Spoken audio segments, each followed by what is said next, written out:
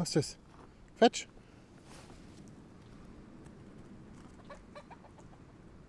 How are you doing? I'm Martin from Gardens for Life and Birdland Homestead. Just giving you a quick update on what we're up to at the moment. It's been a super busy couple of weeks now. We just spent about a week or two there at the end of February cutting back our willows and all of our arches, our shelter belt. You can see the result here. Take a look at this. We've got all these willows here, and that's the way we cut them up. These are the extra thick ones.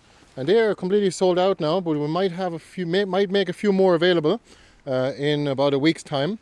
We'll see. We need to cover current orders first. We've been flat out with our seed and plant swap.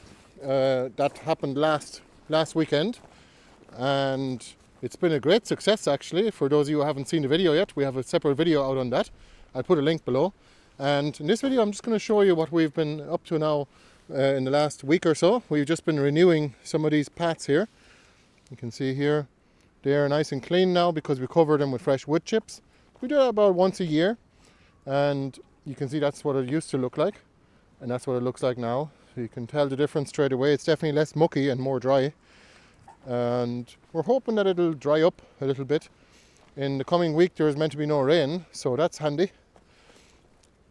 And same as our pats here in the garden, they all need to be recovered with a sprinkle of wood chips. You can see here, especially from the old dogs running around the corner at full speed, and sometimes the chickens get out too and they make even more of a mess.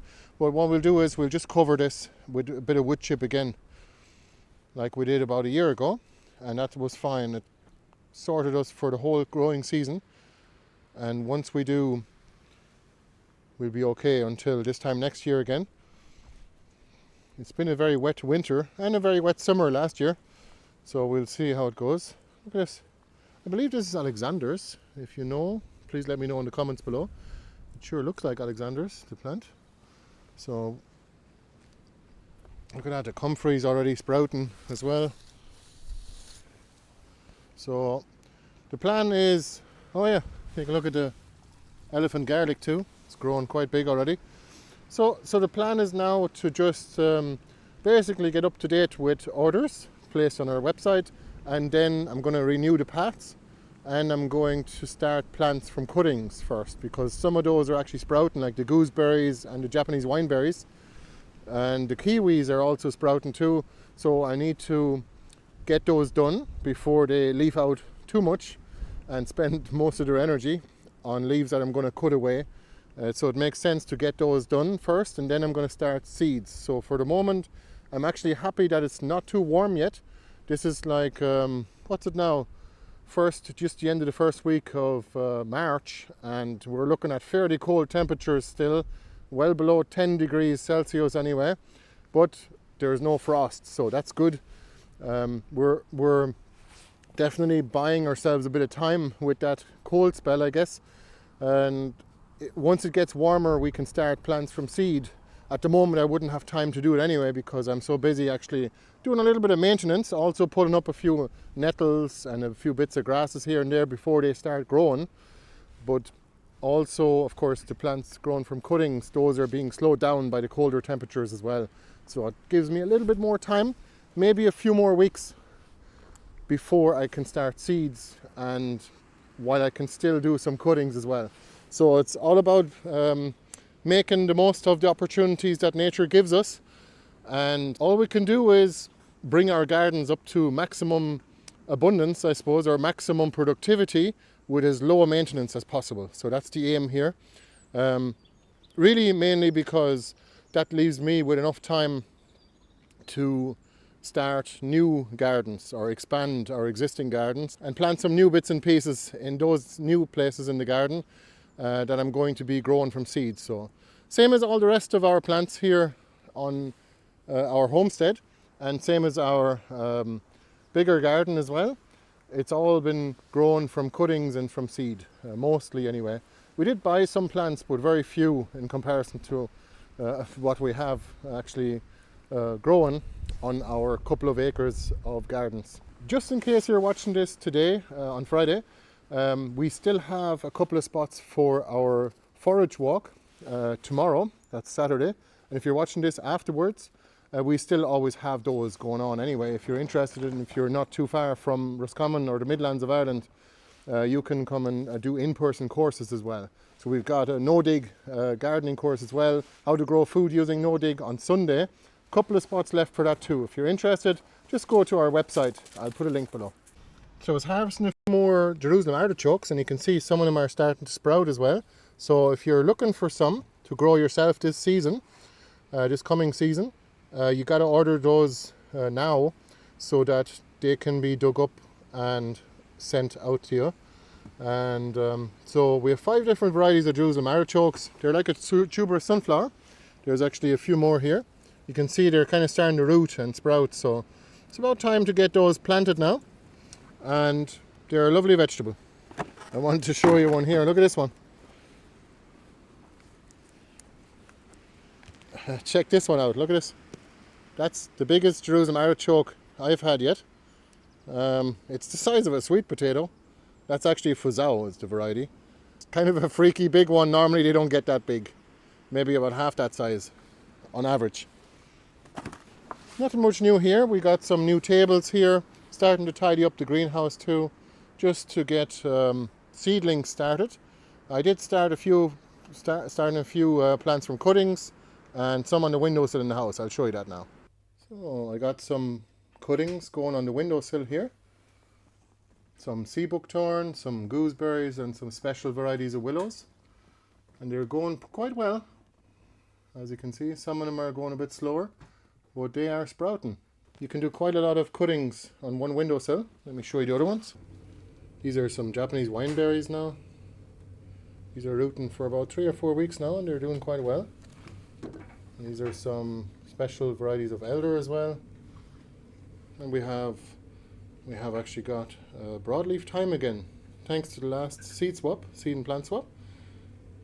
It's such a nice plant to have. We lost all of ours last winter because it was so cold, and we're going to cherish this one and keep it indoors and take some cuttings off it. Some of you have probably seen that video where we got the wood chips delivered. We cut that hedge back already. Now let's open that here.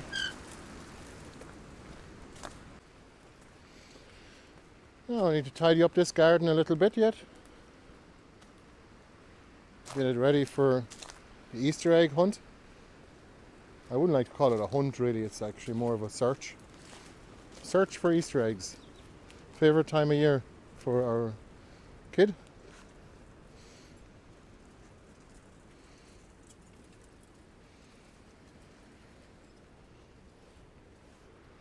Yeah, a little bit of tidying to do here.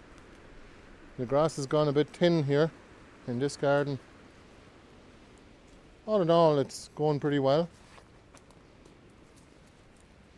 And it has all grown up nicely.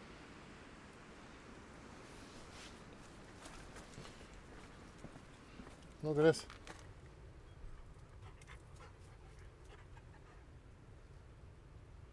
Shelly boy. So the forest has also been going quite well. We've tidied it up a bit, all the brush that we took out of this area in front of the studio here. You can see we have a nice little forest. For those of you not familiar, we have a little 1/5 of an acre beside our house, and somebody thankfully planted it about 50 or 60 years ago. And look at that, we got a little bit of a space here now where we'd like to put a yurt here someday, just to expand the studio space and have a place to do like maybe teaching and that kind of thing. So this is the studio. I'll give you a tour of that in a separate video. Exciting news, my wife Bianca is actually recording her album in the next coming months now in this studio. Very exciting. She's all set up for it and has some good ideas too. Expect this pile of wood chips here to be gone as soon as I'm done covering all the paths in the garden here. But once a year is enough to get a big pile of wood chips delivered. And it's handy because it just breaks down slowly over time into compost. So the willow arches are looking okay now. I've just trimmed those back. I have to do that once a year, but some of them I might actually cut those back more and then reconnect them afterwards, after they regrow. So sometimes it just takes a year to recover them, because sometimes the wind actually pushes one or two of them over. So, but the paths are really nice now. Look at that.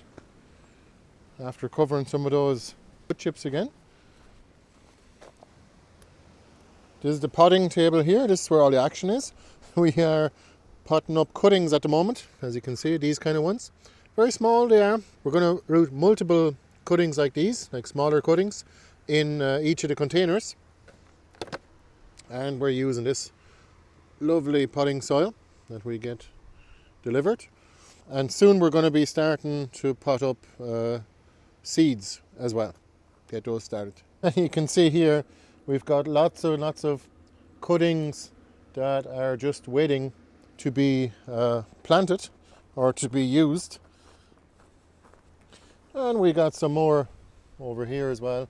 Those are all parked and left in a bucket of water just to keep those fresh, and I'm going to use those to make more cuttings soon. They're in standby, so to speak.